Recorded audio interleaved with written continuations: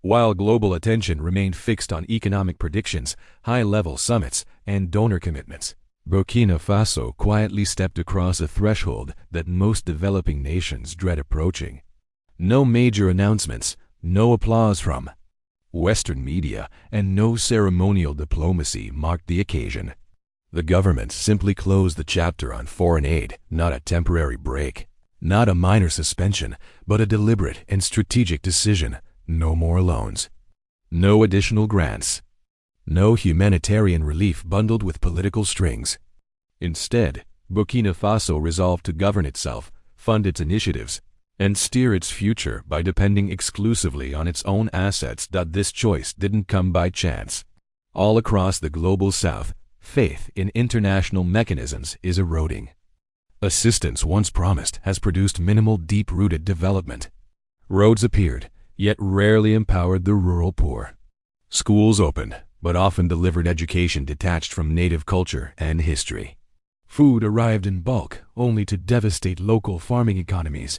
What was sold as benevolence often came attached to caveats, compromises, and subtle domination.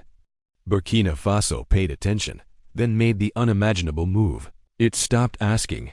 But what's truly remarkable isn't just the refusal, it's the calm certainty that accompanied it. This is not a nation scrambling in isolation. It is one now, unveiling that it had always possessed enough to stand tall.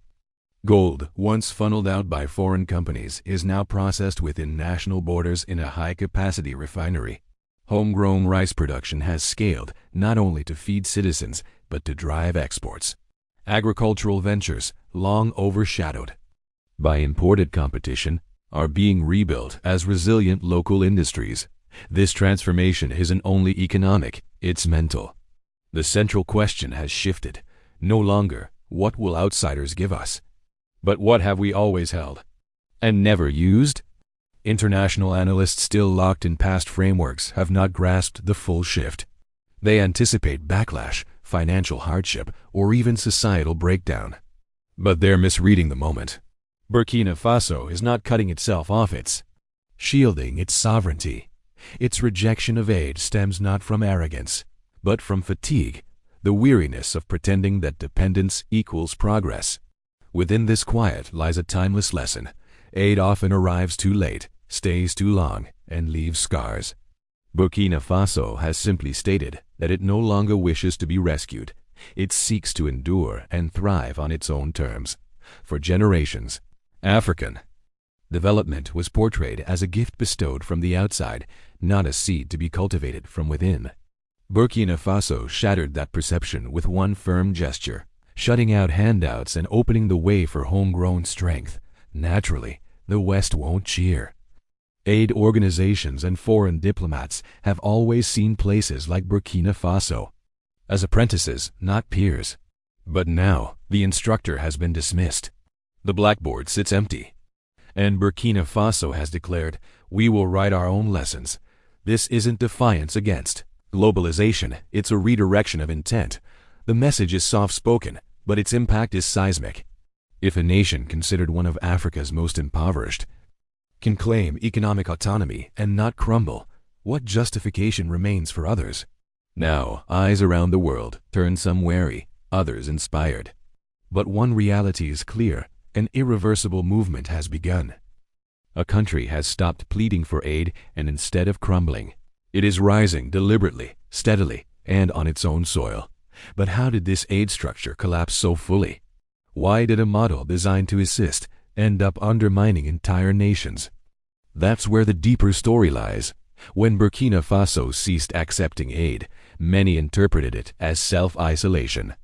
Where headlines existed, they whispered alarms: seclusion, rebellion, financial risk. The widespread belief, rejecting aid equals collapse. But what if that entire narrative is upside down? What if receiving aid was never salvation but a slow entrapment? And what if walking away from aid wasn't an act of recklessness, but the very beginning of liberation? To truly grasp the weight of this moment, we must first understand the structure that aid has built, not only in Burkina Faso but throughout the entire global south. Aid, as defined by the world, isn't merely the transfer of money. It's about directing choices. In theory, development assistance is meant to repair roads, improve schools, upgrade hospitals, and grow economies. But in practice, it often secures minds, anchoring countries into roles predefined by donors and limited by their approval. Under the banner of progress, aid has delivered templates crafted in foreign capitals, marketed with lofty jargon, and imposed through financial dependence. For generations, countries like Burkina Faso were told that growth was impossible without external intervention. Development was portrayed as a gift, but a gift wrapped in restrictions. Accepting a loan meant redesigning national budgets. Taking a grant meant reshaping agricultural priorities. Participating in training meant suddenly finding one's judiciary, education, and military systems reflecting someone else's worldview. The effect is subtle but deeply damaging. It chips away at a nation's ability to think and act independently. This is what Burkina Faso is breaking free from. The decision to walk away from aid is not a retreat. It is a rejection of modern-day colonialism masked as support. By moving beyond donor-controlled development, the country is reclaiming something far more valuable than money: its right to make its own decisions, to fail, to learn, and to grow on its own terms. It is choosing to live with challenges, but with pride, rather than comfort bound by conditions. Those defending the old model often point to statistics: reduced child mortality, increased school enrollment, or new medical clinics, but they rarely question how lasting those improvements are. What happens when the funding stops? When a political shift in Washington or Brussels turns off the aid pipeline? What becomes of a country that has handed over its most basic responsibilities to outside donors and is then left stranded? That's the real danger, not refusing aid, but depending on borrowed infrastructure. Burkina Faso has observed this pattern across the globe. It has watched leaders rise through foreign grants only to fall when support vanished. It has witnessed hospitals funded by NGOs shut down as budgets disappeared. It has seen government policies tailored to suit embassies instead of citizens, and it has chosen to step away from that cycle. Some may claim that this new path will come at a high cost. But Burkina Faso isn't cutting itself off. It's aligning with its people, its resources, and its future. It is seeking out new relationships rooted not in dependency, but in shared respect. It's proving that partnership does not require submission. The aid model didn't collapse due to a lack of funding. It collapsed because it lacked trust. It treated sovereign nations not as equals, but as dependents. And over time, the most severe damage wasn't economic, it was mental. Nations lost their ability to imagine without approval. Burkina Faso is rebuilding that imagination. It is relearning how to walk without leaning, even if the steps are shaky. It is accepting the risks that come with true autonomy. That's why this moment matters, because for the first time in a generation, a nation is choosing to navigate without asking for directions. All thanks to Traoré or by the way, we've launched new merch to honor the African leaders who are boldly standing up for their continent. Explore the collection to show that you, too, support the true sons of Africa, no matter where you are in the world. But this raises an important question. What exactly is Burkina Faso building? What industries, what enterprises, what sources of strength make this bold experiment even possible? Burkina Faso isn't creating wealth out of nowhere. It is finally turning inward, toward resources it always possessed but never truly controlled. The wealth was never missing, it was mismanaged. The issue was never a lack of riches, it was exploitation disguised as alliance. For decades, this nation's gold was pulled from its soil and disappeared into vaults of corporations based on distant continents. Its agriculture was undervalued. Its land, its laborers, its markets, all left deprived, even as they nourished others. That's the shift now underway. At the heart of this new economic strategy lies a single principle: retention, keeping value inside the country, rather than extracting raw materials only for others to refine, sell, and profit from. The crown jewel of this transformation is the creation of Burkina Faso's first national gold refinery, a facility with the capacity to process 400 kilograms of gold per day. For a country ranked among Africa's leading gold producers, this development is more than just a technical milestone. It marks a radical shift in economic sovereignty. For decades, the gold industry followed a brutal rule. Burkina Faso mined, but others made the decisions. Foreign-owned companies extracted the ore, processed it abroad, and sold it back as finished products, while Burkina Faso was left with mere fragments of the wealth. Now, with refining taking place on home soil, that exploitative cycle is being severed.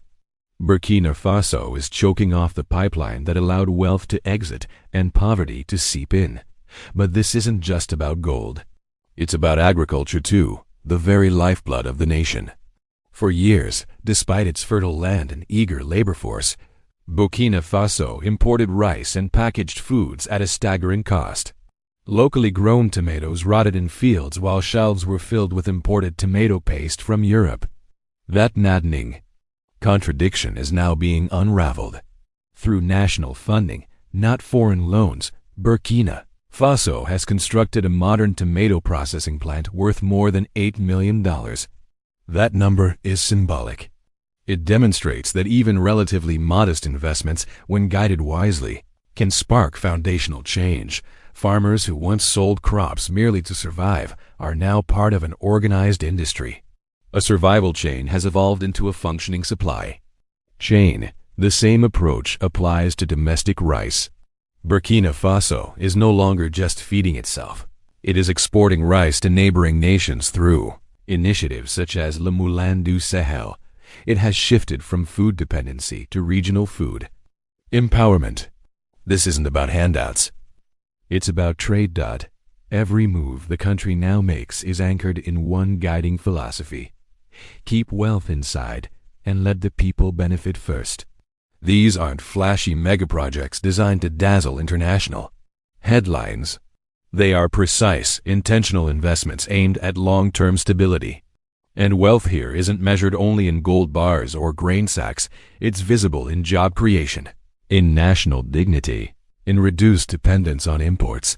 This is the paradox the global order never anticipated, that a nation once labeled among the poorest could become a model, not because it received the most assistance, but because it refused it entirely. What Burkina Faso proves is that rising doesn't require billions in donor aid. It requires taking command of what's already yours.